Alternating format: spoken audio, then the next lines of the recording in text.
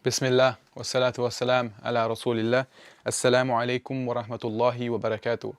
Alhamdulillah, I'm honored to have been given the opportunity to share some of my reflections on Juz 7 of the Quran. And I just wanted to start with an ayah of where Allah subhanahu wa ta'ala, He says, evil and good are not equal, although the abundance of evil might impress you. Allah is saying that good will always be better than anything in which is evil.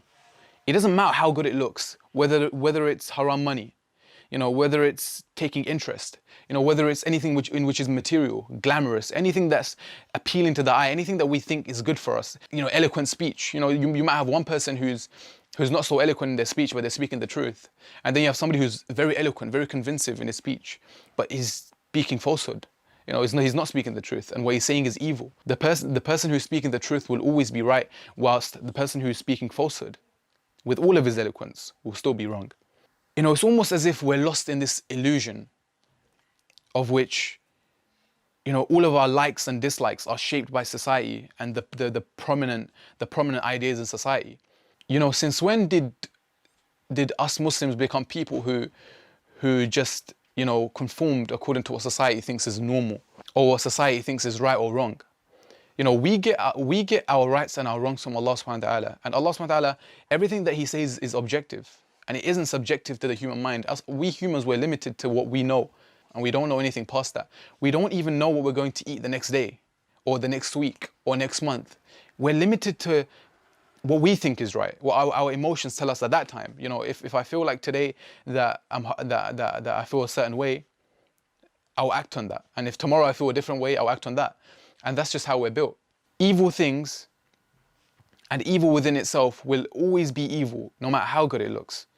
And we need to understand that. And we need to get our rights and our wrongs from the Quran and the Sunnah, so that we aren't those people who are lost in the illusion. So that we aren't having our rights and our wrongs swayed by what the media says or what the people are saying. And I also wanted to speak about a section in the Quran of where Allah subhanahu wa ta'ala, He says, "We have already sent messengers towards the communities before you. Then we afflicted them with destitute calamities so that they may become humble." And Allah subhanahu wa ta'ala is telling us that they rejected His prophets. And so He afflicted them with hunger, poverty and calamity. Some people may see this as a punishment. It's something that nothing good can come from this. What good can come from poverty, right? What good can come from calamity, right? But that's not the right way to view things, because when Allah subhanahu wa ta'ala, when He punishes people, when He trials us with hardships, He does this so that we may return to Him. And so Allah subhanahu wa ta'ala, He carries on and He says, "Then why, when our punishment came to them, did they not humble themselves, but their hearts became hardened, and shaitan made attractive to them that which they were doing wrong?" When Allah subhanahu wa ta'ala sends His punishment, or when Allah subhanahu wa ta'ala trials people, He does it so that we may return to Him. Not so that we may go further away from Him. And so these people, when Allah subhanahu wa ta'ala trialed them, they didn't humble themselves. In fact, they strayed further and further away from Allah subhanahu wa ta'ala.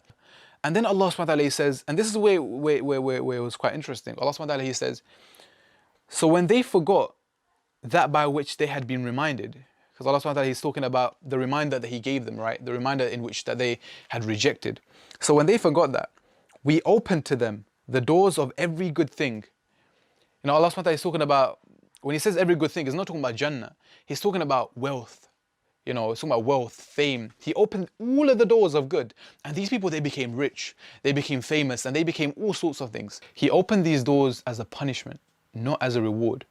Rather, the poverty, the illness that they faced, these things were actually the reward. And it's not a reward in the sense of, it feels good. It's a reward in the sense of Allah subhanahu wa ta'ala, He loves you and He wants you to return to Him. And so because of this, He tests you and He sends trials your way. Why? Because He understands that human beings, we turn back to Allah subhanahu wa ta'ala when we realize that we can't solve the problem ourselves. And so Allah subhanahu wa ta'ala, He opened all the doors of good. And they thought that this was their reward, but rather it was a punishment. And I guess the lesson we take from this is that hardship isn't always bad. In fact, hardship is a way of us to expiate our sins. It's a way of us, Allah subhanahu wa ta'ala, to remove our sins. Every hardship that you face, Allah subhanahu wa ta'ala, He removes sins from you. And so when we realize that trials and tribulations aren't actually a punishment, as human beings, we sin constantly. We're constantly sinning. And as a way of removing our sins, He punishes us, or He trials us. He sends forth hardships and struggles. And these struggles, they expiate for us our sins. Every struggle that you face, Allah subhanahu wa ta'ala has taken away sins from you. So may Allah subhanahu wa ta'ala guide us and allow us to be amongst those who see the right from the wrong for what it truly is, and those who, when they're faced with struggle, they turn back to Allah subhanahu wa ta'ala. Assalamu alaikum wa rahmatullahi wa barakatuh.